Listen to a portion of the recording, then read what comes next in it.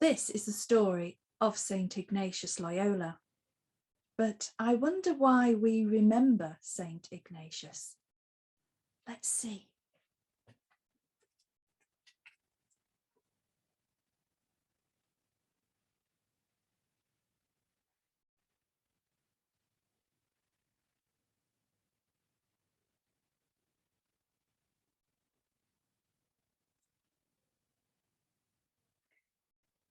Ignatius was the youngest of 13 children, and he was born into a noble family in Loyola, Spain.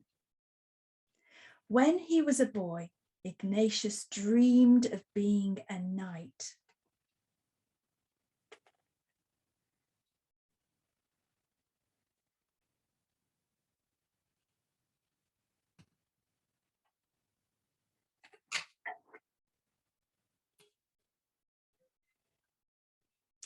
He wanted to be a great knight, a famous knight. He played at soldiers at his castle at Loyola with his family. But it wasn't until he was 30 years old that he got the chance to go to a real battle in Pamplona, near to the castle in Loyola. There, the French were attacking the Spanish. Suddenly, Ignatius was hit in the leg by a cannon. His legs were badly damaged, and the soldiers carried him back to his castle in Spain. There, the doctors performed many painful operations, and Loyola had to stay in bed for a long time for his legs to heal. Whilst he was recovering in bed, Ignatius had 2 books to read.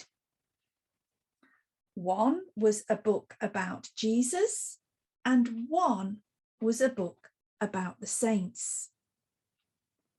Ignatius read these books over and over, and he began to dream, what would it be like to be a saint, a great saint, a famous saint, or should he be a knight?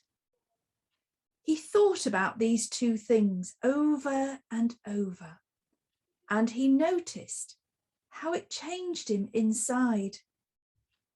One brought consolation, and one brought desolation. When his legs were healed, Ignatius made a decision.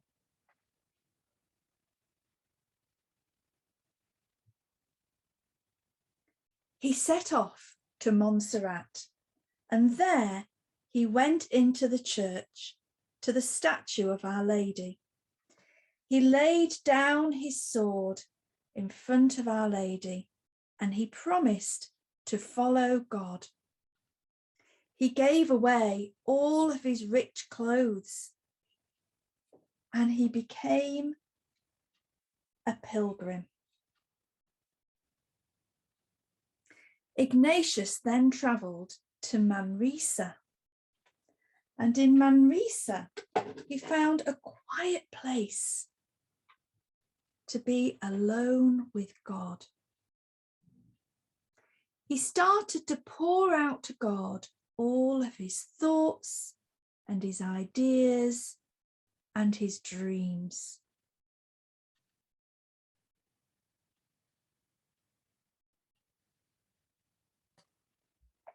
He noticed that some of these ideas increased his faith, hope, and love,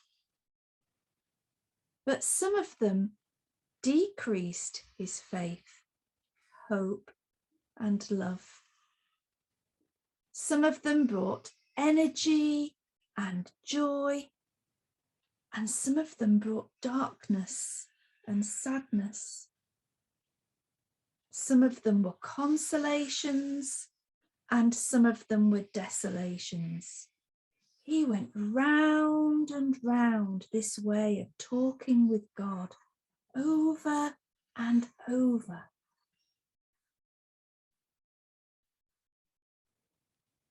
He began to notice that this was bringing him closer and closer to knowing God. And he allowed God to teach him. Ignatius knew that this was a new way of knowing God, and he called it the spiritual exercises. He wanted to teach others this way of finding God.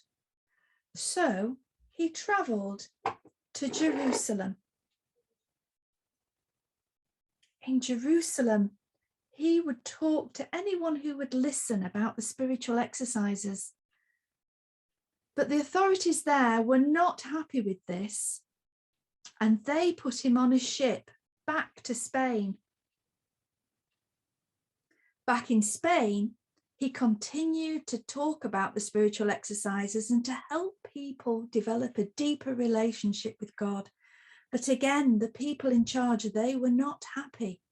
They said he had no authority to teach about God because he was not a priest, and they put him in jail. Ignatius knew that if he was going to continue to teach about God, he needed to become a priest, and to do that, he needed to gain education. So Ignatius made a decision. He went back to school and he studied at the University of Paris. There, he worked very hard at his studies and he made a great group of friends. He travelled through the Low Countries in Europe, and he even visited London, where he noticed how generous the people were.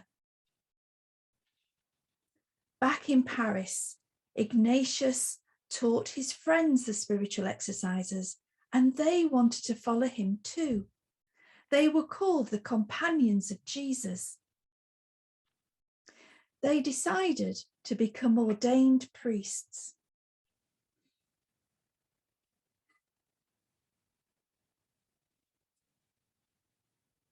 They continued their work, always helping the poor and children and the sick and prisoners.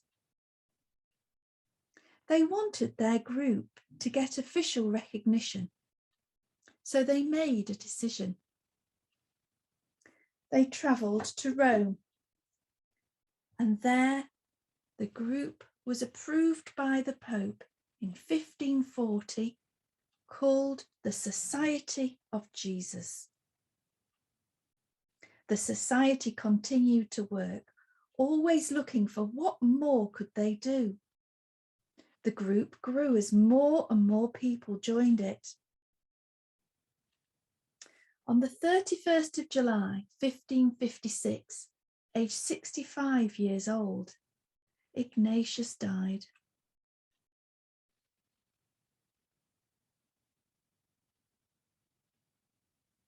But the group continued to grow, and today it still grows. This is their symbol. It has 3 letters, IHS, and a sun shape all the way around.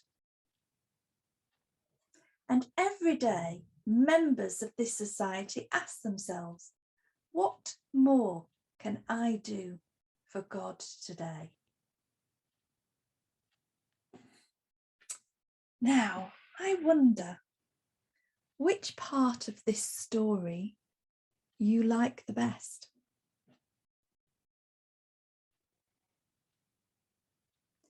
I wonder what is the most important part of this story.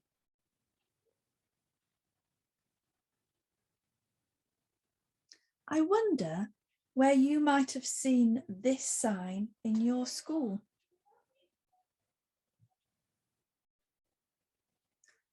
I wonder which part of this story is about you.